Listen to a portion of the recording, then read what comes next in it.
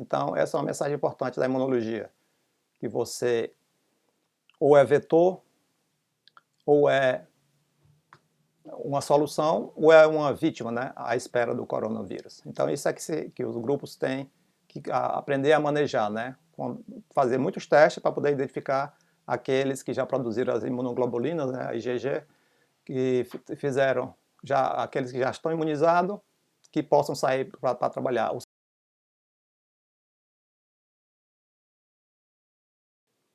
Então, as pessoas em risco. Então, existe no Brasil esse debate, né?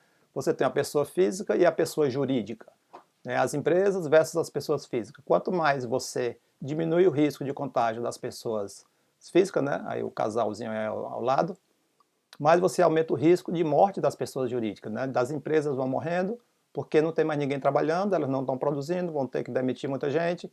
Então você estaria como se fosse um ciclo vicioso, né? Quanto mais você protege as pessoas, você aumenta os riscos das empresas caírem, das empresas morrerem, né? Os empregos morrerem e o país entrar em falência, certo? Então essa é a aparente dicotomia, né? Ou você salva as pessoas ou você salva as empresas.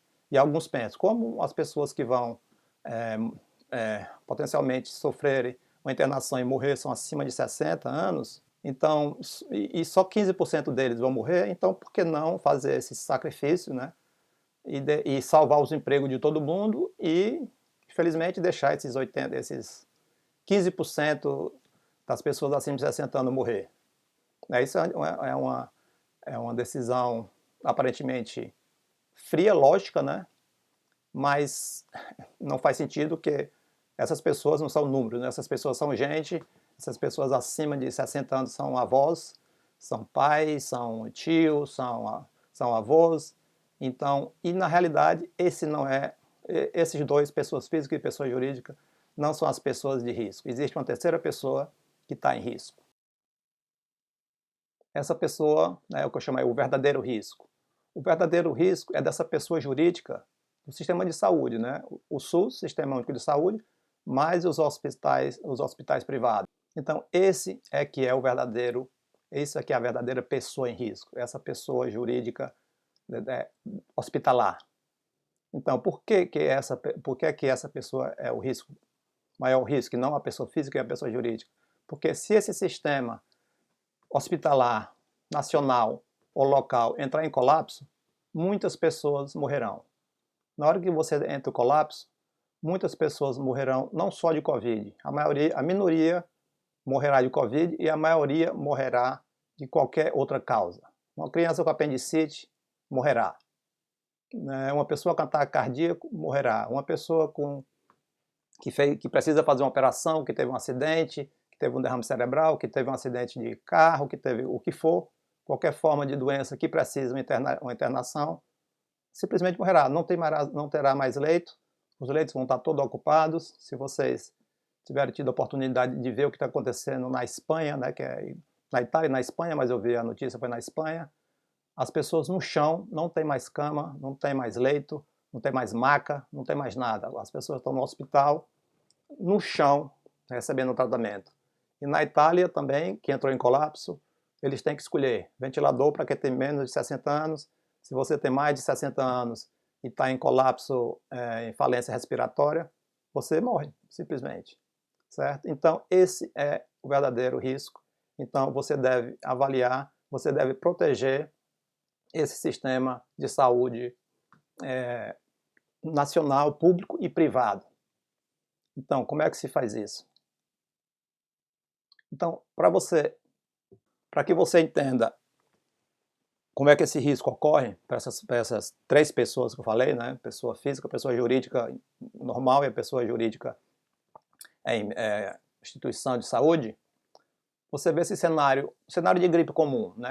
Vamos supor que agora nós estamos no Brasil ou no mundo inteiro, um período de gripe, né? H1N1 forte, muita gente morrendo no mundo inteiro.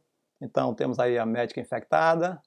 Então qual é a rotina, qual é o protocolo que se aplica nesse cenário? Você tem uma médica doente, certo?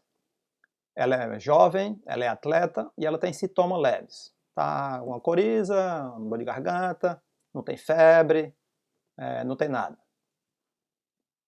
essa médica, ela interage, por fato de ser médica, ela interage com vários outros profissionais de saúde, enfermeiros, médicos, e outros médicos, né? Normalmente quem é médico conhece outros médicos, se formou, né, com um grupo de médicos, muitos são casados com outros da área de saúde, enfermeiros, médicos, e eles estão interagindo no dia a dia.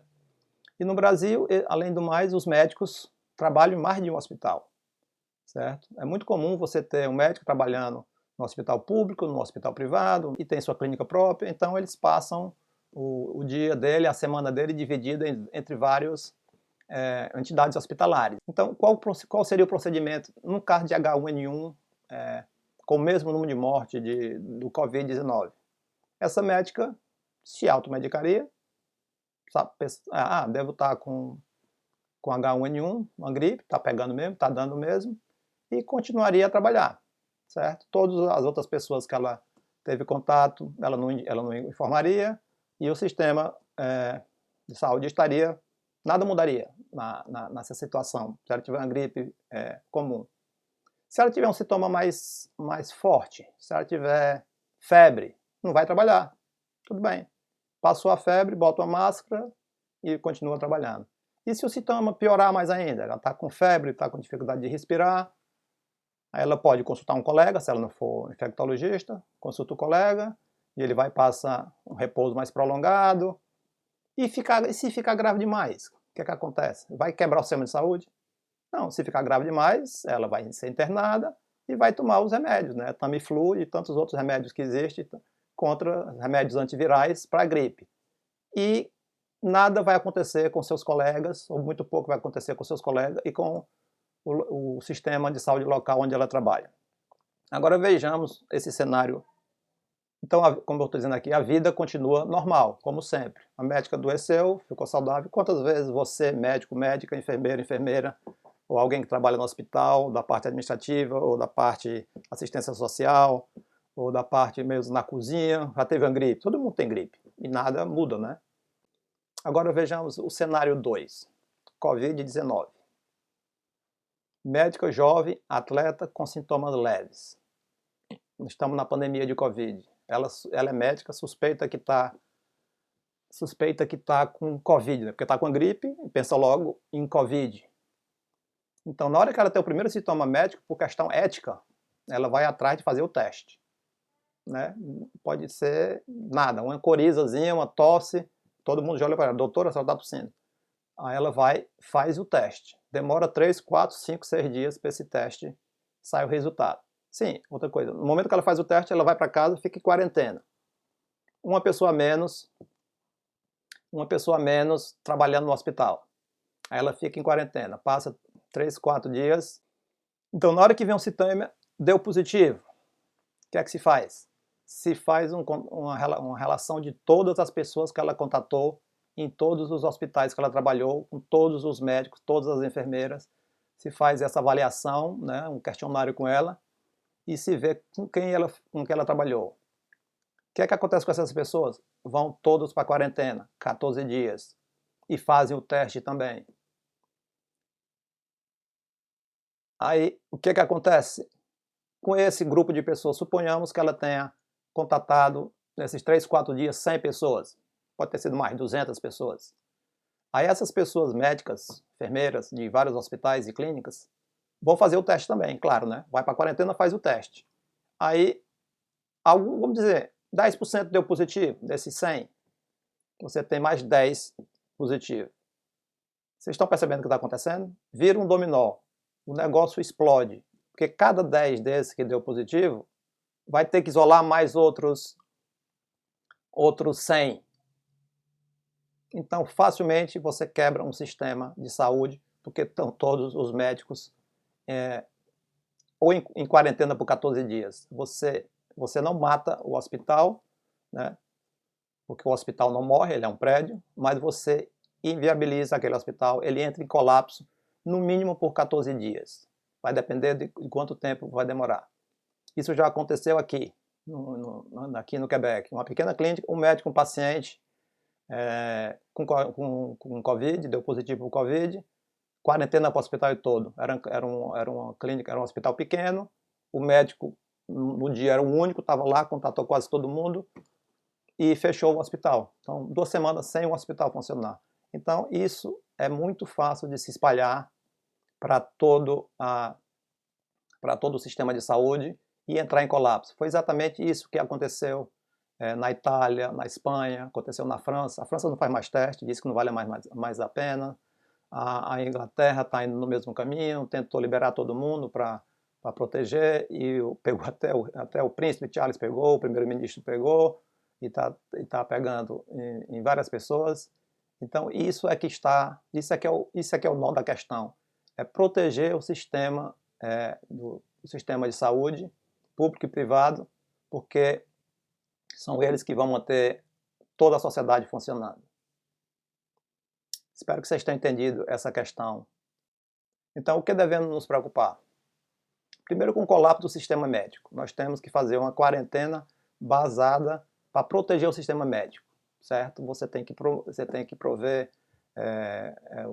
alimentos, você tem que manter uma quantidade grande de médicos que possam atender esse sistema, você tem que criar outras maneiras de atender o público. Aqui está se pensando, já tem 4.000 leitos, 4.000 quartos de hotéis que eles já estão trabalhando para, caso for preciso, transferir alguns pacientes que não estão doentes para um hospital feito no hotel, certo? Então nós temos que usar a criatividade e tentar aumentar a capacidade hospitalar local.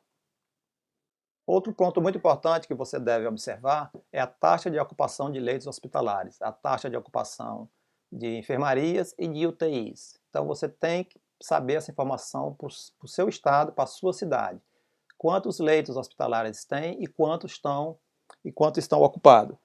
Aqui no Quebec, onde eu moro, que é um estado, uma província do Quebec, que tem aproximadamente 8 milhões de habitantes, no Canadá tem 38 milhões, nós temos 7.000 leitos hospitalares e, no dia de hoje, 191 hospitalizações. Então, isso dá uma taxa de ocupação de 2,7% aproximadamente. Então, nós ainda temos 97% livre. Então, esse é o número mais importante. Esse número mostra a saúde do sistema hospitalar. A quantidade de pessoas mortas, a quantidade de pessoas infectadas, é um número importante também, mas nos causa mais tristeza, né? Se não for parente seu, você lamenta a morte de qualquer pessoa que tenha ocorrido na sociedade. Mas o que causa pânico, o que causa tragédia e colapso num país, quando acabar os leitos, pronto, você morre de tudo. Aqui já estão adiando operações para câncer. Então, as mortes que estão acontecendo, que muita gente minimiza, é que é muito pouca morte comparada com outras mortes, é que as mortes dessa pandemia do Covid-19 vão continuar por vários anos. Todos os pacientes de câncer, aqui no Canadá são 628 por dia diagnosticados com câncer. No Brasil, como tem uma população 5 vezes maior do Canadá, talvez seja 2.000 casos por dia, eu não sei esse número, mas suponho que seja 2.000 casos por dia de pessoas que são diagnosticadas com câncer, muitos deles, a grande maioria, poderiam se salvar, porque o melhor remédio para câncer é remover o câncer. Eu tenho uma parente minha, uma irmã minha, que teve câncer, removeu o câncer, não fez nem quimioterapia, ficou curada, certo? Então, todos esses que têm câncer, eles vão continuar morrendo devido ao Covid depois da pandemia, porque se não vão poder ser tratados, morrerão depois da pandemia.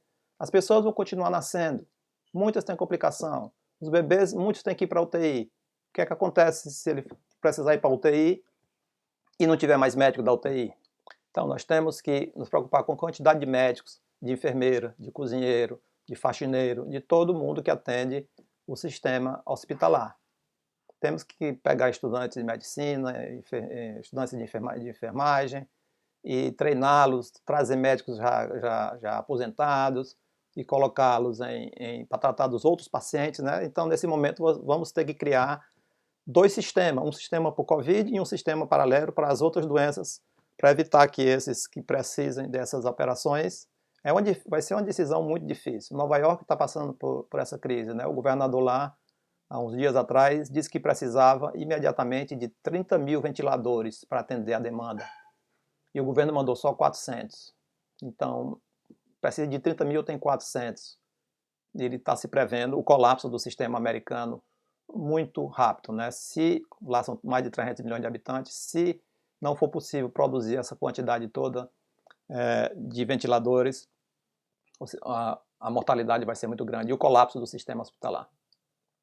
Vai ser precisar ventiladores, monitores cardíacos, EPIs, que são equipamentos de proteção industrial, máscaras, óculos, luvas, e os maiores produtores são China, né? Índia é um dos maiores produtores de fármacos, e eles já estão segurando essa produção, porque eles sabem que vai vir uma segunda onda, vai vir uma terceira onda.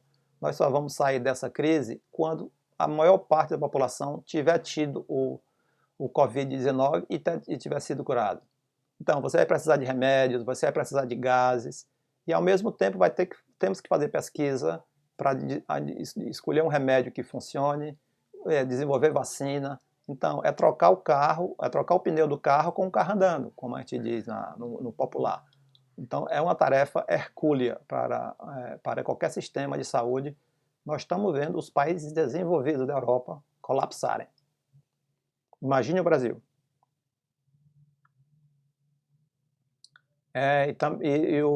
O último ponto, não menos importante, é a manutenção dos serviços essenciais. É preciso manter os serviços essenciais. Quarentena não é fechar tudo, parar tudo, para posto de gasolina, para transporte. Isso não é serviço, isso não é quarentena. Aqui o governo determinou o que são serviços essenciais e cada comunidade tem que determinar quais são os serviços essenciais. Serviço essencial pode ser mecânico, para cuidar de caminhão que está vindo transportar remédio. Toda a produção de alimento é essencial. Toda a produção de fármaco, toda a produção de equipamentos médicos é essencial, né? Então você tem que pensar na lógica de manter a pessoa mais importante nessa questão, que é a pessoa hospitalar, que é o hospital, que é a clínica, que são as santas casas, que são o objetivo de salvar, de controlar essa epidemia. E por final, a segurança alimentar. Nós temos que garantir a alimentação para a população inteira do Brasil. Será que o Brasil não consegue alimentar? O Brasil produz alimento para alimentar 1/3 do planeta. A gente não consegue alimentar 210 milhões de pessoas? Isso é uma questão que precisa ser feita. Então, são esses alguns pontos que nós precisamos pensar e fazer a quarentena em cima disso, né? Nós vamos ver, a quarentena não pode ser indefinida, porque senão fecha o país. E você tem que, baseado nesses números, baseado na taxa de ocupação dos leitos, se está sobrando leito, pode liberar. Você vai fazer isso região por região. Se tem uma região que está entrando em colapso, o Brasil tem a vantagem de ser um país continente, você pode transferir médicos de uma região que não está tendo muitos casos, né, como na Amazônia, você pode transferir alguns médicos e enfermeiros da Amazônia, leva para São Paulo, para o Rio, eles vão lá trabalhar. Então é isso que o governo federal e os governos locais têm que se planejar para causar uma contaminação, um contágio progressivo para liberar essas pessoas do sistema hospitalar.